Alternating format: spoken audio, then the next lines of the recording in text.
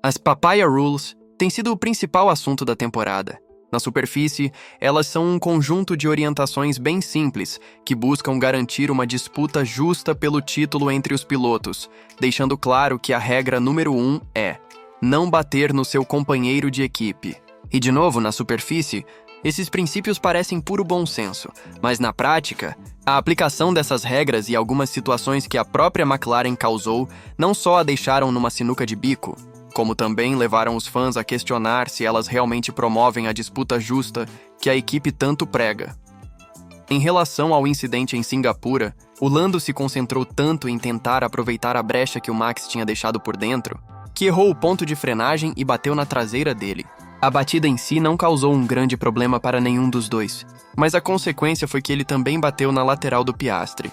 Na entrada da curva, o Oscar estava ligeiramente à frente, e foi a batida do Lando que o fez perder o embalo, pois ele teve que tentar controlar o carro, o que acabou permitindo que o Lando tivesse uma saída de curva melhor e o ultrapassasse.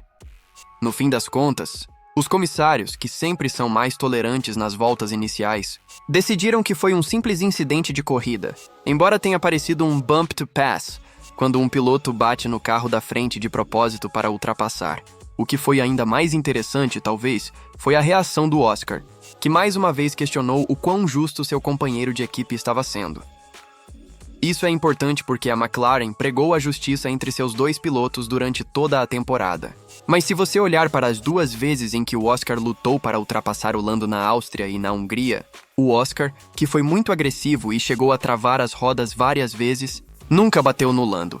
Esta é agora a segunda vez que Lando bate em Oscar. E enquanto isso não o afetou no Canadá, em Singapura, isso quase certamente custou a posição. E a frustração de Oscar era bem visível. Houve momentos menores ao longo da temporada em que a equipe sentiu a necessidade de intervir, como na Austrália, por exemplo, onde a McLaren disse ao Piastri para não atacar o Lando dadas as circunstâncias. Esses momentos pareciam justificáveis. No entanto, a equipe rapidamente começou a se meter em coisas que, na minha opinião, deveriam ser deixadas de lado. Na classificação em Monza, depois que Lando cometeu um erro no Q2 e estava sob pressão, pediram ao Oscar para dar a ele um vácuo para ajudá-lo a entrar no Q3. Se a McLaren não estivesse na luta por um título, eu entenderia completamente. Mas como estão, a dinâmica tem que ser diferente. Mesmo sendo seu companheiro de equipe, ser pedido para dar um vácuo ao seu rival pelo título, independentemente do quão insignificante tenha sido, principalmente depois que Lando cometeu um erro, acho que Oscar não deveria ter sido colocado nessa posição. E eu não o culparia se ele tivesse optado por ignorar e deixar Lando lidar com seus próprios problemas. E para mim, esses foram incidentes menores, mas o que aconteceu na corrida em Monza definitivamente cruzou a linha. Muitas comparações foram feitas com a Hungria de 2024. Mas para mim, houve uma diferença crucial que resultou em um desfecho semelhante. Na Hungria, foi uma decisão da equipe de fazer o pit stop de Lando primeiro e depois a decisão da equipe de manter o Oscar na pista por mais algumas voltas, em vez de trazê-lo na volta seguinte, o que resultou em Lando dando um undercut em Oscar. Em Monza, no entanto, a McLaren fez tudo certo ao perguntar a Lando se eles poderiam fazer o pit stop de Oscar primeiro para cobrir o Leclerc, porque ele nem estava perto de fazer um undercut em Lando em circunstâncias normais de corrida. No entanto, foi pura má sorte, e não uma decisão da equipe que causou um pit stop lento que então permitiu que Oscar fizesse um undercut em Lando. Foi obviamente um azar enorme para Lando ter o pit stop lento, e a ironia é que isso aconteceu logo depois de Zandvoort, onde ele teve que abandonar com um problema de confiabilidade. Mas no fim das contas, é assim que as corridas são às vezes. Eu entendo a McLaren se sentir culpada por dar a Lando um pit stop lento que lhe custou a posição, mas como Oscar então disse instintivamente pelo rádio, com base no que eles tinham combinado antes, pitstops lentos são apenas parte da corrida. Eu disse na época que Monza começou a parecer menos como uma equipe querendo dar a seus pilotos um campo de jogo igual e mais como manipulação de corrida. Isso também estabeleceu um precedente muito perigoso, porque o azar faz parte do esporte e quando você tenta compensar demais, você cria expectativas irreais para seus pilotos, que eu não acho que a equipe será capaz de cumprir. Dizer que essas regras começaram a causar uma guerra civil online entre as bases de fãs desses dois pilotos seria um eufemismo. Desde o início da temporada e até mesmo voltando ao ano passado, houve acusações de favoritismo de ambos os lados, e agora, Embora eu não vá fazer uma psicanálise se Stella e Brown realmente têm um viés, o que eu direi é que a frustração e a tensão que estão começando a se formar especificamente em torno do Piastri é que em situações onde a equipe optou por intervir ou optou por não intervir, até agora parece que a maioria delas foram em detrimento dele e lhe custaram pontos em comparação com Lando. A dicotomia dessas papaya rules é que, de certa forma, até agora, do ponto de vista da equipe, elas foram um sucesso. A McLaren está tendo uma das temporadas mais bem-sucedidas de todos os tempos na história da F1.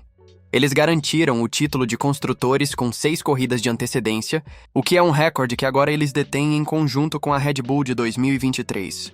E se formos honestos, se não tivessem tido o fim de semana terrível que tiveram em Baku, eles realmente deveriam ter garantido um recorde de 7. Parece que por enquanto os pilotos continuaram a acreditar nessa filosofia, porque não querem dividir a equipe por dentro, como Lewis e Nico fizeram, e também querem manter sua parceria e manter suas chances de lutar pelo título na McLaren por anos. Dito isso, não há dúvida de que já estamos vendo rachaduras começando a se formar. Oscar admitiu que depois de Monza, a equipe teve que esclarecer suas regras e que nos bastidores, seu empresário, Mark Webber, não estava feliz com a decisão da McLaren de devolvê-los. Além disso, como vimos várias vezes, até mesmo os pilotos agora não têm mais certeza do que é exatamente justo e onde está a linha para eles pedirem para interferir.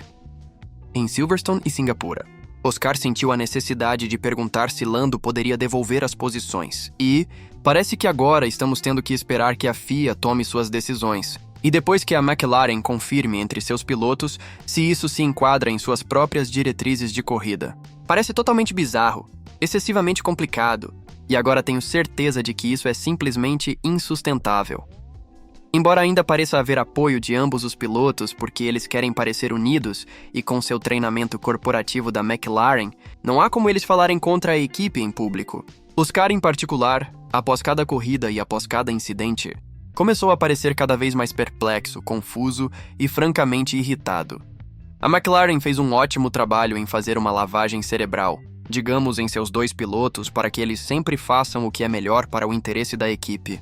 Mas até agora, parece que eles colocaram uma coleira de papaya em animais selvagens. E não posso deixar de sentir que com o título de construtores agora garantido, será que é hora de simplesmente deixar as coisas rolarem e deixar a natureza seguir seu curso entre Oscar e Lando? Ao tentar dar a seus pilotos um campo de jogo igual e ao tentar sempre fazer o que é ideal para a equipe, a quantidade de vezes que a McLaren interferiu em situações normais de corrida se tornou anormal, a ponto de até mesmo seus próprios pilotos não entenderem o que agora é permitido aos olhos da FIA em comparação com os olhos da McLaren.